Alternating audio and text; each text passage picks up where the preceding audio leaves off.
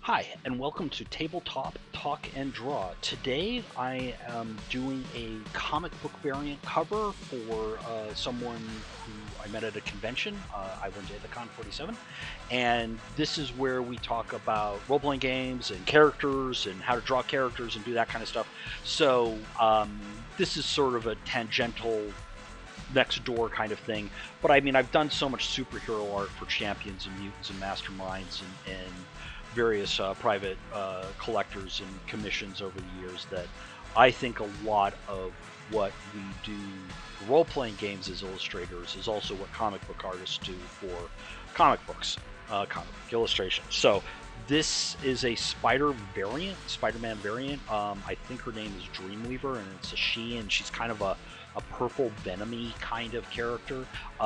Right now, I'm doing this time lapse to just so you don't have to sit here and watch me draw for 2 hours.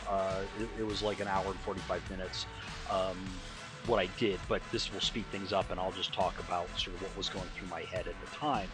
And right now I'm just kind of putting the preliminary pencils down over some brown line, which I did my really preliminary rough sketch with. The nice thing about that brown line is it is water soluble, and if I hit it with water, it'll give a little kind of orangey hue to the paper, which is pretty subtle, and I don't mind it, and it will erase fairly decently in the places that I don't paint. Knowing that she was going to be purple, I wasn't worried about the brown line particularly. So yeah, I'm just trying to. I struggle with the arm there, and I had to erase it. Don't be afraid of the eraser, as my teacher always said. I think I've said that before on these videos. But I'm going in with kind of loose, light pencils. There's a little bit of shading involved, just so I'm making notations to myself where I want it to be darker. But for the most part, I'm keeping it pretty light. This is not, I'm checking some reference there, this is not my go-to.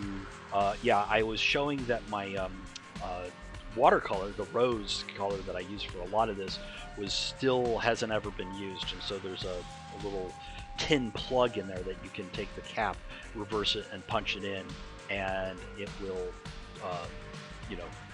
break that little tin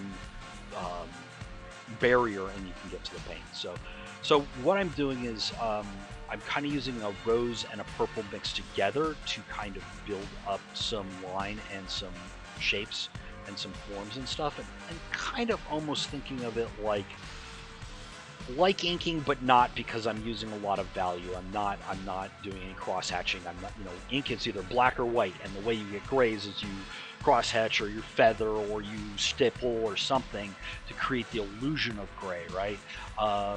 But here I can actually just slap down an actual value in a shape, like the shin and the foot there that I just did.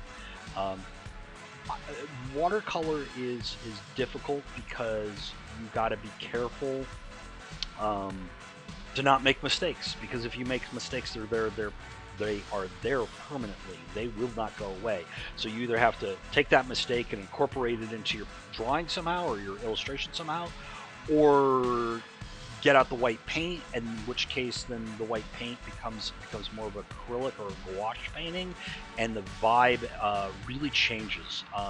It's a little jarring to see white sometimes on top of watercolor. There's sort of an elegance to watercolor that I like to preserve.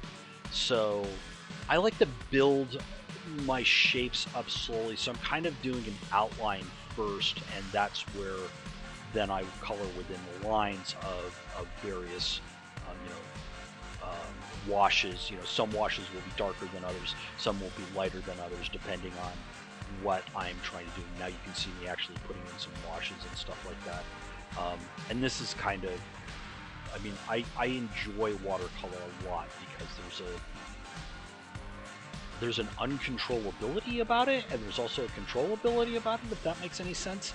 You get lots of happy accidents, but you also Um, you can be pretty precise if you want to be, and if you've got good brushes to do it.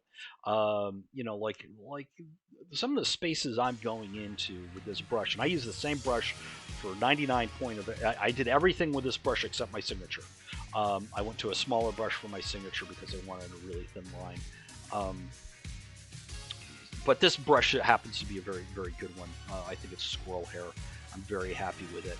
I think it was originally meant to be a miniatures brush for painting minis, but I've never used it for minis. I don't paint minis really anymore. Uh, um, so now I'm kind of working on these weird energy lines that seem to go around Dreamspider, right? And a lot of this was done freehand with the watercolor in the watercolor. There was a few lines that I don't think you can see super well that were penciled in where I wanted I wanted a real specific shape or line. So there's a little bit of it. It was penciled and done in the pencil and thought about in the pencil, but then I sort of expand upon it. And I think there's something really fun about doing these energy lines in watercolor because there's a lot of spontaneity to it, and that is fun.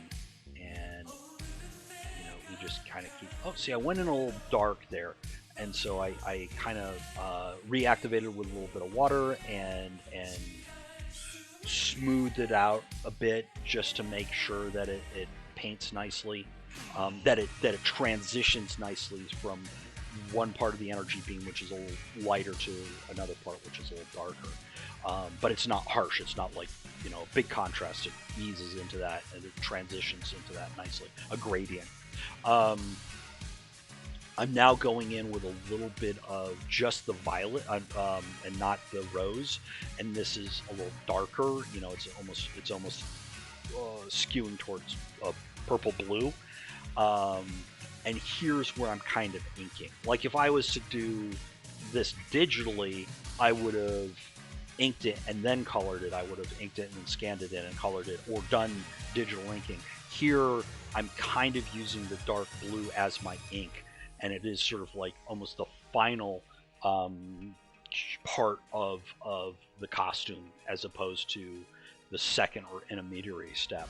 Um, and then I'm kind of just going in with more washes. You can get these really lovely tones by layering lots and lots of layers on top of each other, and I kind of like sneaking up on it and keeping a certain, especially since the figure is feminine, I don't want to come in with real harsh um, shapes or shades and stuff. And here I am bringing up some reference again, um, coming in with the yellow now. I feel like the yellow that is in the costume is a very light yellow. Um, my go-to be, I'm always a little worried about going in with a really light yellow because it sometimes can look a little green. It can lean to a yellow green and not a warm color. But this worked out okay. I was pretty happy with it. So yep, just going in and continuing to sort of touch up places. I tend to bounce around when I do watercolors, partly because one section is drying. I can work on another section, or if I don't want to go wet onto wet, I can do that too. So here we are pretty much at the open. I let it dry. I erased all the pencil lines that I could and scanned it in. And here you can see it in it's all its glory. It's much brighter in the scan. So anyways, thank you very much for coming along on this journey. And if you could, I'd love it if you would, hit the like button, hit the subscribe button, tell your friends, and I will see you next time. Until then, keep on keeping on. Thank you.